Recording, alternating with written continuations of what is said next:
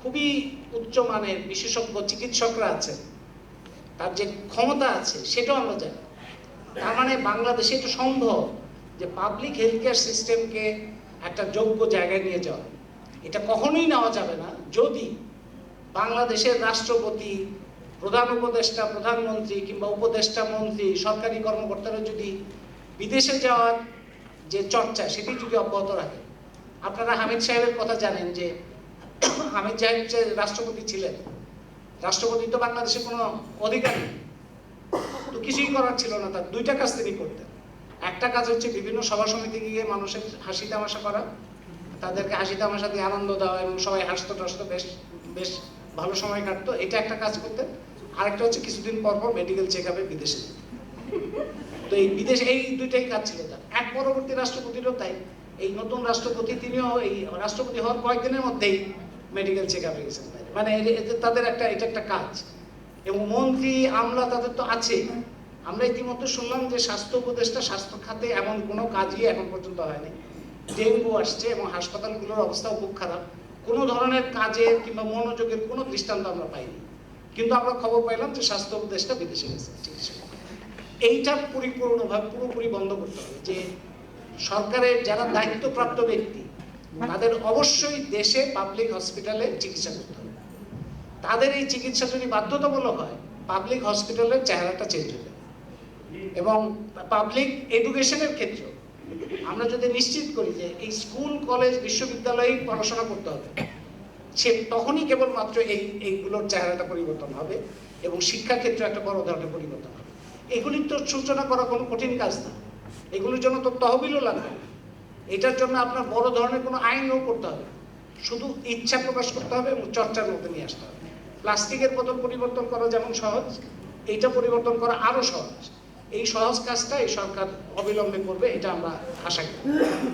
আর দখলদারিত্ব থেকে মুক্ত করা, দেশকে দখলদারিত্ব থেকে মুক্ত করার মতো আমাদের নদী নালা, খাল বিল, বন জঙ্গল যেগুলো দখলদারদের হাতে আছে সেগুলো মুক্ত করা। এই পার্বত্য অঞ্চলে পাহাড়গুলো কাদের দখলে আছে, এটার নামগুলো তো আমাদের, আমি গতকালও বলেছি আজকেও বলছি যে পার্বত্য চট্টগ্রামের সমস্যার সমাধানের একটা প্রধান পথ হচ্ছে এই পাহাড়গুলোর দখলদারদের নাম প্রকাশ করা। ওই নাম প্রকাশ করলে বোঝা যাবে কি কারণে পার্বত্য চট্টগ্রামে এই সেনা শাসনটা অব্যাহত আছে, কি কারণে অঙ্কন চাকমার মতো ছেলে মেয়েরা তার মায়ের সাথে দেখা করতে পারে না, কি কারণে এই ভীতির পরিবেশটা তৈরি করে রাখা আছে। এটা পরিষ্কার হবে তখনই। তো এই দখলদারদের মুক্ত করতে হবে দেশ এবং এই সমস্ত পাহাড় এবং অন্যান্য সমস্ত জায়গা। নারীর বিষয়টা আমি আগেও বলেছি, যৌন নিপীড়ন প্রতিরোধ একটা বিরোধী নীতিমালা 2009 সালে হাইকোর্ট একটা নির্দেশ দিয়েছিল। এটা জাহাঙ্গীরনগর বিশ্ববিদ্যালয়ের ধর্ষণ বিরোধী আন্দোলনের মধ্যে দিয়ে যে যৌন নিপীড়ন বিরোধী নীতিমালা হয়েছিল সেটার একটা ধারাবাহিকতা, সেইটা এখন পর্যন্ত কার্যকর হয়নি। আমরা চাই যে বাংলাদেশের সকল প্রতিষ্ঠান, সচিবালয়, পুলিশ, সামরিক বাহিনী, আনসার, সমস্ত প্রতিষ্ঠানে এই যৌন নিপীড়ন বিরোধী নীতিমালা কার্যকর করতে হবে। এটাও কোনো পয়সাপাতির ব্যাপার না, কোনো বড় ধরনের নীতির ব্যাপার না, এটা হাইকোর্টের নির্দেশ আছেই। এটা সরকার খুব দ্রুত নির্দেশ দিয়ে এই কাজটা বাস্তবায়ন করতে পারে। এবং লিঙ্গীয় বৈচিত্র্য যেটা, সেটার প্রতি স্বীকৃতি এবং সম্মান থাকতে হবে। এইটা যে অসম্মান বাংলাদেশে, একজনের ভিন্ন লিঙ্গ থাকার কারণে, ভিন্ন পরিচয় থাকার কারণে সে অসম্মানিত হবে। একদিকে বলা হবে যে আল্লাহ সকল কিছু সৃষ্টি করেছেন, আর অন্যদিকে আল্লাহর সৃষ্টি মানুষের প্রতি অসম্মান, অবজ্ঞা, তারপরে হিংস্রতা, তার উপরে বিদ্বেষ, তার উপরে আক্রমণ, এটা তো হইতে পারে না। এটা তো পরিবর্তন অবশ্যই হইতে হবে। এবং আন্তর্জাতিক সম্পর্কের ক্ষেত্রে বলে আমি শেষ করছি যে আমাদের দেশে বিভিন্ন আমরা শুনি যে একসময় শুনি ভারত এখানে নানা রকম দাপট চালাচ্ছে, আবার যুক্তরাষ্ট্রের কথা জানি। যুক্তরাষ্ট্র এবং ভারত এই দুইটাই হচ্ছে বাংলাদেশের প্রধান দুইটা আন্তর্জাতিক সম্পর্কের বিষয়, এবং সাথে সাথে আছে চীন। তো এই দেশগুলোর সাথে যে ধরনের চুক্তি আছে, যুক্তরাষ্ট্রের সাথে অনেক অনেক বিপজ্জনক চুক্তি আছে, সোফা হানা থেকে শুরু করে নানা রকম চুক্তি আছে, ভারতের সাথে অনেক রকম চুক্তি আছে। আমরা গণতান্ত্রিক অধিকার কমিটি থেকে আগেও বলেছি, আজকেও বলছি, এই সকল চুক্তি অবশ্যই জনসমক্ষে প্রকাশ করতে হবে।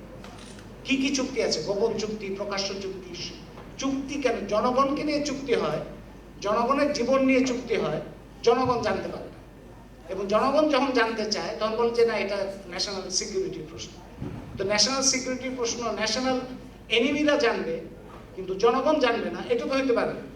তো সর্বজনের কাছে সকল চুক্তি প্রকাশ করতে হবে এবং জনস্বার্থ বিরোধী যত চুক্তি আছে সেই চুক্তিগুলি বাতিলের পথ তৈরি করতে হবে এবং জনগণকে জানিয়ে জনগণের সম্মতি নিয়ে এবং সকল পর্যায়ে স্বচ্ছতা এবং জবাবদিহির যে ব্যবস্থা, মানে স্বচ্ছতা থাকতে হবে এবং জবাবদিহির মধ্যে পুরো ব্যবস্থাকে আনতে হবে।